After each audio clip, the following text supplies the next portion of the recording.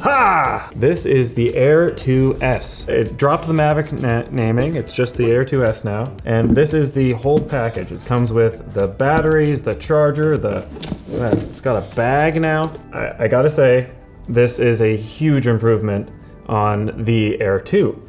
Maybe not huge, but it's good. It takes all of the shortcomings of the Air 2 and it brings it up to a whole nother level. But let's first show you what we got in the bag. There's some nice die-cut foam pieces, and here she be. You can see some initial upgrades. It's got a much larger sensor, and it's got upward-facing cameras. We have battery number 1, battery number 2, and the charger. If I remember correctly, this is the handiest thing that I didn't get in the old package. It gives you USB ports by plugging in one of your spare batteries. Or if you're like me and you fly half a battery, and then you can use it to charge your devices while you're doing other things. Like so. Neat. We have the DJI Remote. It's very similar to the old remote, and actually the FCC IDs on both of these are the same, which tells me they're the same remote, but the difference here is this one says tripod, and this one says Cine, and if that tells you anything, it means this is for making videos. Before I get into the heart of things here, I gotta tell you about my sponsor, Manscaped. Manscaped's Performance Package Kit has everything you need to stay groomed from head to toe. It features their new Lawnmower 3.0 waterproof trimmer with skin-safe technology, as well as their Weed Whacker ear and nose trimmer for those tricky areas. For a limited time, you can get the kit plus 2 free gifts, the Shed travel bag and the Manscaped anti-chafing boxer briefs. Go to manscaped.com/circuit for 20% off and free shipping. We're first gonna look at the sensor, which is the big change here. And look at the size. Absolute units. So this has a 1/2 inch sensor, and it does pretty well. It's a 48 megapixel sensor, but it can only receive so much light on a little 1/2 inch size sensor. This guy is 20 megapixels, but that's not the important part. This is a 1 inch sensor. And the bigger the sensor on the camera is, the more light it can receive. In lower light situations, say you're flying where there's a shadow on one side of a mountain and sun on the other side, you have more dynamic range, meaning you can see everything without losing the highlights or the lowlights. Quick start guide, which, not that I haven't read it, I know you guys got cranky last time I threw away manuals, but I did read it. Safety advice, follow safety regulations. That's FAA Part 107 if you're in the US. We got props. And these appear to be the same props that came with the Air 2. I thought they were lower noise props, but they're just really quiet props. There is a USB-C to USB-C if you're an Android user, or USB-C to USB micro, but DJI really markets these devices towards iOS users, so it comes with a lightning cable in the controller. We have a USB-C to USB-A cable for charging your remote, or you can read directly off the drone, but you have to have it turned on. The best thing about this drone, this thing is so tiny for the quality of footage it gives you. When we got the Air, it was just the drone, a charger, and 1 battery, which was a little difficult to deal with. And because these are coming as full packages, this has a set of, look at this, 4 lovely ND filters. It comes with ND filters. That's amazing! This killed Brandon when we were shooting the first DJI video that we couldn't find ND filters. DJI didn't have them in stock. We had to get them third party. It was a nightmare. You grab the gimbal gently, twist, pop. Off that comes, and then you can chuck on any of the filters. In fact, if you're recording high FPS or high resolution stuff off of this drone, you can't use all of the features all the time.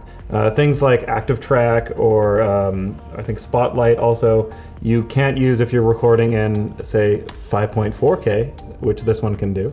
The old drone was down to, or the Air 2 was down to 4K 60. This one will do 4K 60 and 5.4K 30, which is more cinematic in the sense that you can record a larger image, and then if you want to punch in digitally, you're still above 4K. And it makes your filming experience a little bit nicer on the editing side of things. Underneath, we have a spotlight, so at night or in twilight, you can land with your light and you can see what you're doing.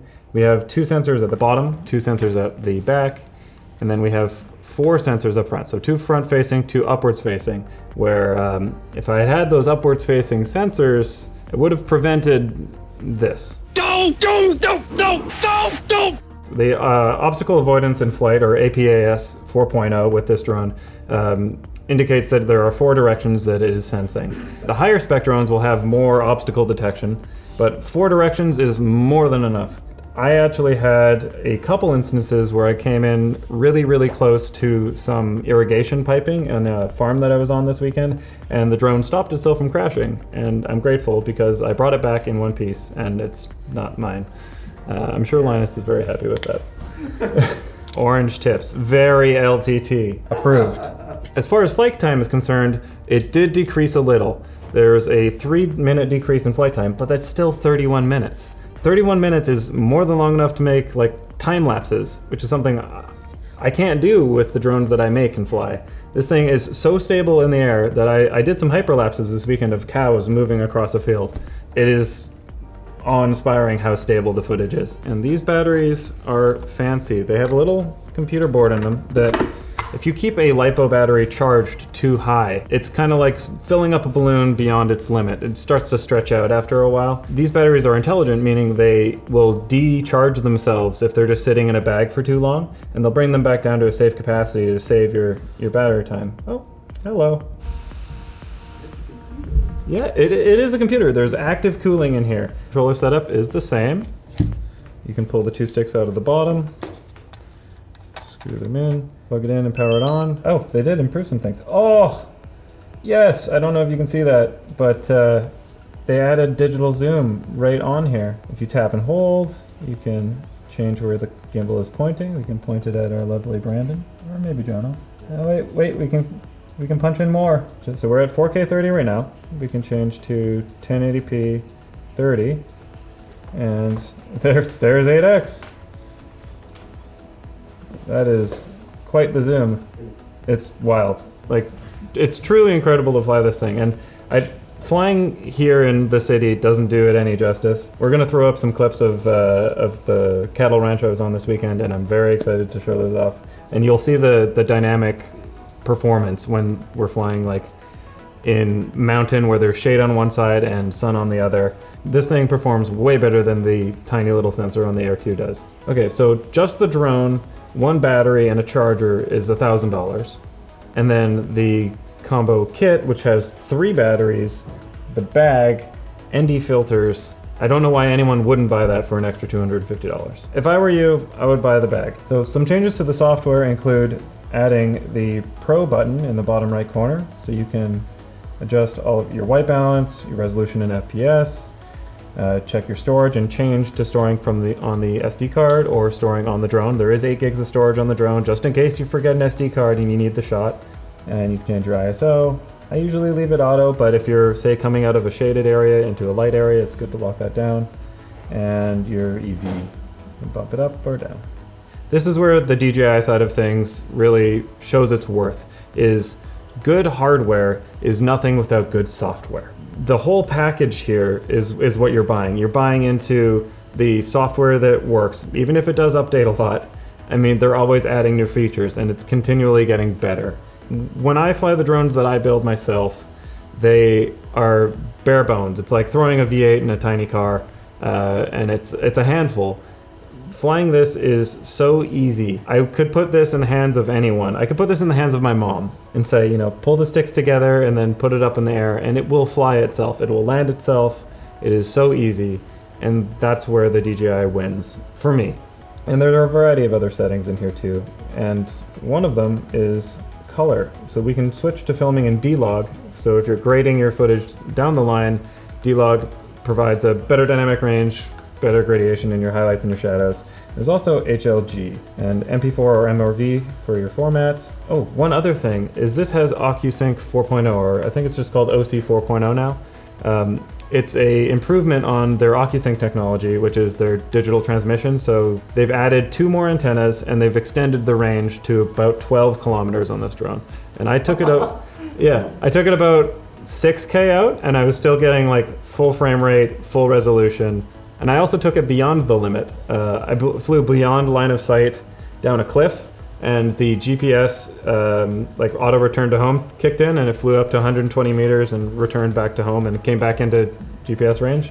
If that was on my drone, it would have fallen out of the sky and down into the Columbia River. This is neat, I haven't seen this before. So it dynamically switches channels, radio channels. You can see it's picking up all the RF interference that's around us and picking the best channel to broadcast on. So if you fly near a cell tower or power lines, you'll get RF interference, even big steel buildings. That is so neat. Down on the bottom, we have active track. Can't use it because we're not flying. So active track will actively follow you, and if you run down a hill, it'll follow you down. Spotlight, I can grab onto a thing, and if I move the drone, it stays fixed on that thing. You can see the gimbal doing work right here. If you follow DJI on Twitter, you might have seen their April Fool's joke about master shots, where you could rent a DJI team with a camera and they'd come out for 24 hours to 7 days. Well, that was a joke, but there are master shots on this drone. So they're pre-built cinematic shots that you can just apply to your scene. You pick whichever one you want, and it will automatically do the flight, whether you're waypoint to waypoint or tracking an object. Essentially, master shots take the hard part of taking the video off the drone, does it all for you, plops it on your phone, and you can throw it to whatever social media you want. And that is the sort of feature that could get my mom to fly drones. I should get my mom to fly this. It would be hilarious, but she could do it, and that I think is the key feature here.